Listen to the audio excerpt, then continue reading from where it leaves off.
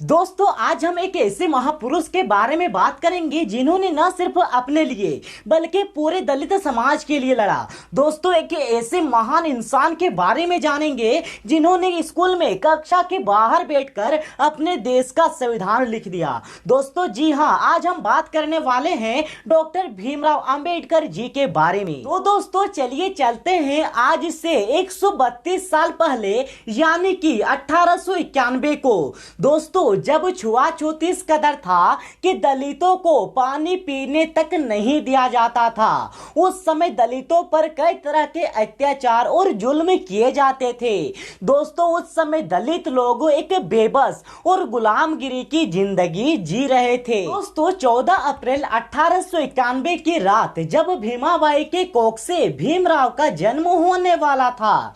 दोस्तों बाहर तेज हवा और बारिश भी हो रही थी। दोस्तों भीमाबाई के पेट में दर्द होना शुरू हुआ तो दोस्तों भीमराव के पिता रामजी मालोजी सकपाल डिलीवरी करवाने के लिए डॉक्टर के पास गए। दोस्तों डॉक्टर के घर का दरवाजा बंद था तो रामजी ने डॉक्टर के घर के दरवाजे को खटखटाया पर डॉक्टर ने दरवाजा नहीं खोला।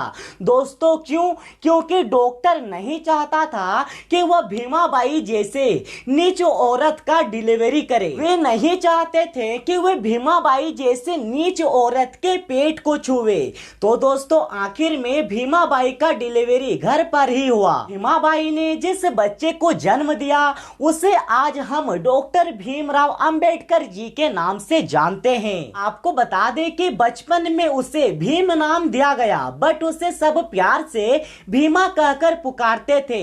दोस्तों जब भीमराव जी लगभग 3 से 4 साल के हो गए थे तो उन्हें किताबों से काफी लगाव था। उसके किताबें गंदी ना हो इसीलिए वे अपने किताबों को रखने से पहले अपने पहने हुए कपड़े से जमीन को साफ करता फिर अपने किताबों को रखते थे। तो एक दिन भीमराव जी किताब खरीदने के लिए दुकान पर गए पर पैसे कम होने के कारण दुकानदार ने कह दिया कि इससे किताब नहीं होंगे।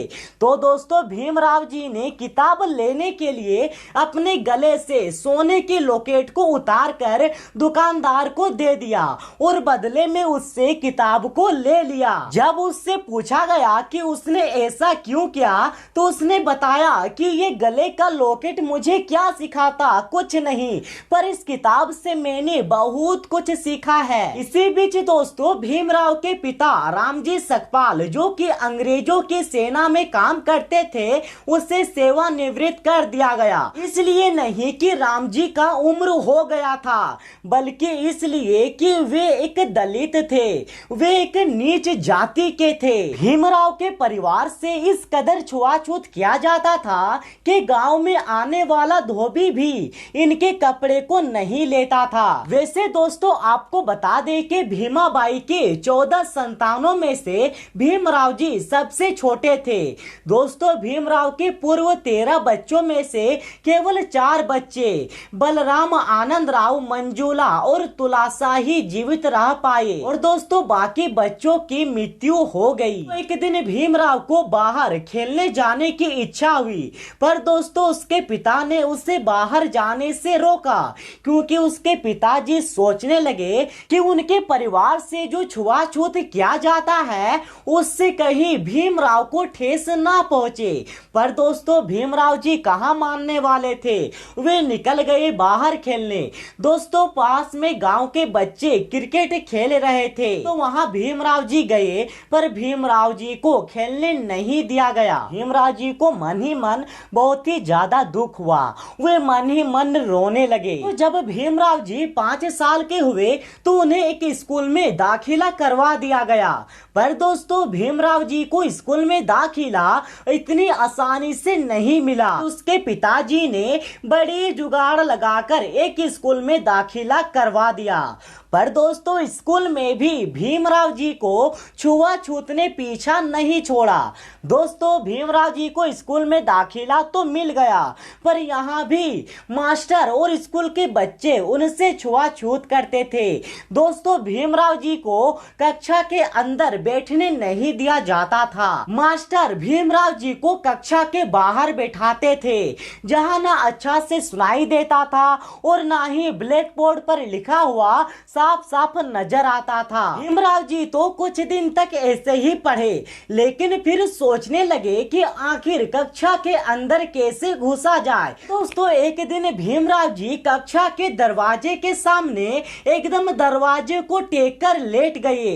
दोस्तों सारे बच्चे बाहर थे, वे स्कूल के अंदर जा नहीं सकते थे, क्योंकि जो भीमराव जी थे वे दरवाजे के सामने ही लेट गए थे।